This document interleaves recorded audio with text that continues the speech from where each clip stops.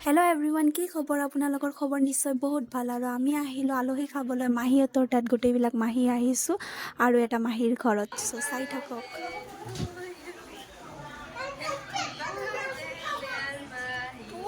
মোক আলু কচু মোক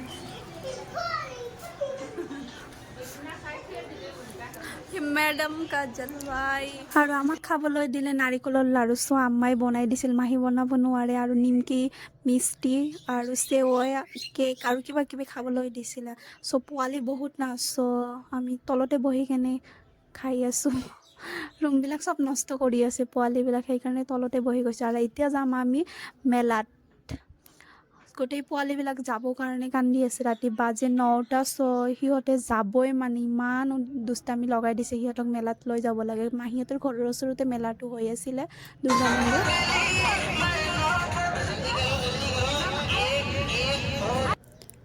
আৰু ইয়াৰ লগত সৰু ভাইটিটোৰ লগত মোৰ ভাইটিক উঠাই দিলে। সি ভয় খায়, চ' ইয়াৰ লগত ৰাইহানক উঠাই দিলে। দুটাকৈ সোমাই দিলে। চ' সৰু নাই, ইহঁতে বহুত ভয় খায়। আৰু এইবিলাক চাওক, কোনে কোনে বা উঠিছে আকৌ। ভালে লাগিছে দিয়ক। মই উঠা নাই, মোৰ মূৰ ঘূৰাই আছিল, সেইকাৰণে মই আৰু আম্মা এটাতো উঠা নাই। মোৰ এবাৰ যি হৈছিল অৱস্থা, চ' এইবাৰ আৰু ভয়তে উঠা নাই। আৰু বাকী এইবিলাকক চাওক, হা কি মজা।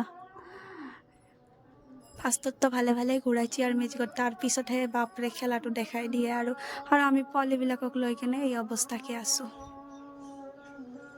মাহীক চাওক, সৰু মাহীৰ অৱস্থা চাওক। মাহী আহিব পাৰিলে মানে বাচি যায়। আৰু আগতে নুমিছে মাহী চবৰ আগত আহি কেনে, মানে কি কওঁ আৰু, মাহীৰ মানে অৱস্থা বহুতে বেয়া হৈ গৈছে। এনেকুৱা মূৰ ঘূৰাইছে। আৰু সেইটো মাহীক চাওক, নুমিব পৰা নাই, মূৰ ঘূৰাইছে এনেকৈ। তাৰপিছত যি নহওক নুমি কেনে আহিল বা, ভণ্টি, মাহী। এতিয়াহে মানে তথাপি সিহঁতৰ একো নহয়, মানে আকৌ এইবাৰ আৰু ক'তবা উঠিব। চ' আমাৰ ভাইটিহঁতে এইবিলাকত উঠিল। মোৰ আৰু ভাল লগা নাছিল, মানে ৰাতি বহুত হৈ গৈছে, মূৰ ঘূৰাই আছিল। মানে চবকে কৈ আছোঁ ব'লা যাওঁ, ঘৰত যাওঁগৈ। আৰু ইফালে ইহঁতৰ খেলাই শেষ নহয়, মানে কি কওঁ আৰু, ইহঁতে খেলিয়ে আছে। আৰু ইফালেতো মোৰ ভালে লগা নাই, মানে কি কওঁ আৰু।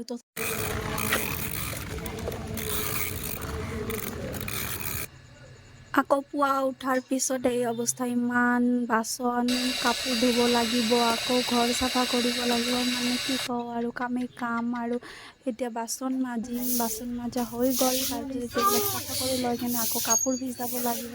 কাপোৰখিনি ধোৱা হ'লেহে মানে ক'ব গ'লে মানে ঘৰৰ এই দুটা কামেই মানে বেছি ডাঙৰ হিচাপত মানে ধৰা যায় আৰু, কাপোৰ ধোৱা আৰু বাচন মাজা।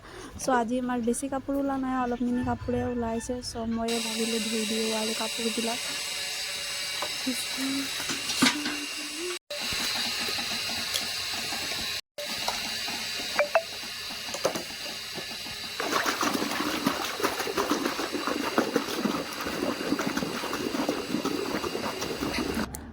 আৰু মোৰ ইফালে ফেনা মাৰা হৈ গ'ল। চ' কাপোৰবিলাক ভিজাই দি আছিলোঁ আৰু হাতত ফেনা লৈ কেনে ফু মাৰি আছিলোঁ, কিন্তু কিয় বা ফেনাবিলাক উৰা নাছিল, নাজানো।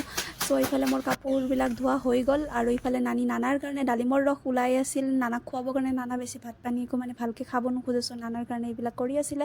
আৰু মই গা ধুই আহি কেনে মই ভাত খাব বহি গৈছোঁ, মানে ইমান ভোক লাগি গৈছিল, গোটেই দিন কাম কৰিছোঁ। চ' সেইকাৰণে আৰু মই যদি এনেকুৱা সৰু হয়, মোকো এনেকৈ খুৱাই দিলে হয়, মোৰো কাম বন কৰিব নালাগিল হয়, বহুত ভাল লাগিল হয়। কিয় যে ইমান সোনকালে ডাঙৰ হৈ গ'লোঁ। চ' গা ধুই আহি কেনে ভাত খালোঁ। চ' খোৱাৰ কাৰণে মুখত গা হাতত একো লগোৱা নাছিলোঁ, চ' লগাই ল'লোঁ। আৰু এতিয়া আবেলি হৈ গ'ল।